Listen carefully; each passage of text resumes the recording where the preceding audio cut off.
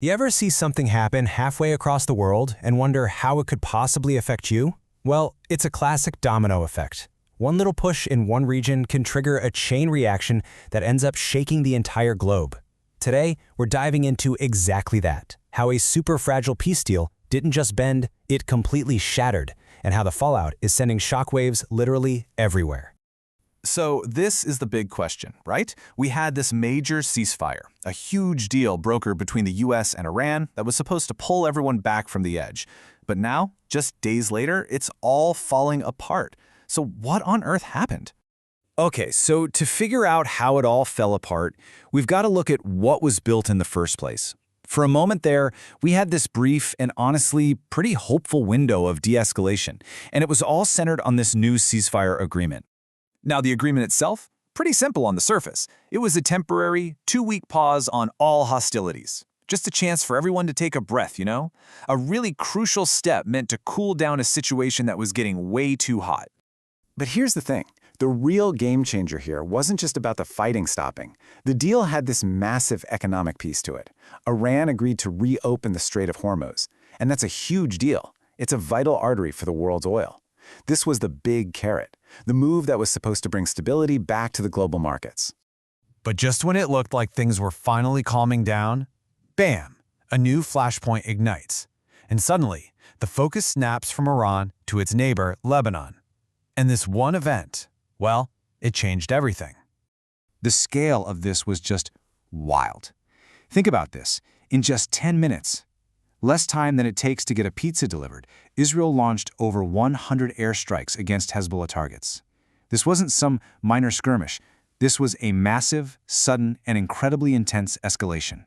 And, of course, the human cost was immediate and absolutely devastating. The strikes caused over 250 casualties, so this wasn't just some strategic chess move. It had immediate, tragic consequences on the ground, and it cranked up the tension to a whole new level. And this, right here, is where the whole thing just broke down. It was a fundamental disagreement over what the deal actually covered. From Iran's perspective, the ceasefire was supposed to be a blanket agreement that included its allies, like Hezbollah in Lebanon. But the US and Israel, they saw it very differently. They argued the truce was only between the US and Iran and had nothing to do with Israeli operations in Lebanon. And to make things even more complicated, the whole diplomatic scene was already on shaky ground. I mean, even while these talks were going on, Israel was publicly saying that Pakistan couldn't be a mediator because they were not credible. It just goes to show you how little trust there was to begin with. The foundation for this peace was pretty wobbly from the start. So, with its main ally under fire, Iran's response wasn't just some angry press release. Nope, they took direct, decisive, and very powerful action. Now, to really get why Iran's next move was such a big deal, you have to understand the Strait of Hormuz. This isn't just some waterway. It's one of the most critical oil choke points on the entire planet. A massive chunk of the world's oil flows through this narrow little passage every single day. And boom! There it is. Iran declared that the strikes in Lebanon violated the spirit of the agreement, and they shut down the Strait of Hormuz. Again. Just like that, a central pillar of the ceasefire agreement was torn down. And this, my friends, is where a regional conflict suddenly becomes everyone's problem. The closure of one little waterway in the Middle East immediately started sending ripples through the world's markets. It's a perfect example of how interconnected we all are.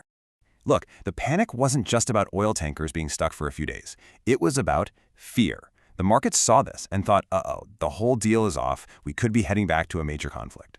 And that fear of instability is what really spooks investors. And you can see the results almost instantly. Check this out. The second that news broke, global oil prices shot up by over 2%. What does that mean for you? Well, it could mean higher prices at the pump. And for businesses, it means everything just got more expensive to make and ship. And this wasn't just an oil story. The shockwave went way further. Get this, all the way over in India, their main stock market index, the Sensex, dropped 500 points right when it opened. Think about that for a second. A military action in Lebanon leads to investors in Mumbai losing money. That's global contagion in action. So where does that leave us? Well, that brief window of hope has been slammed shut. And now we're left with this incredibly tense standoff with, well, no clear path forward, no obvious way out. So let's just quickly run down the scorecard, right? The ceasefire?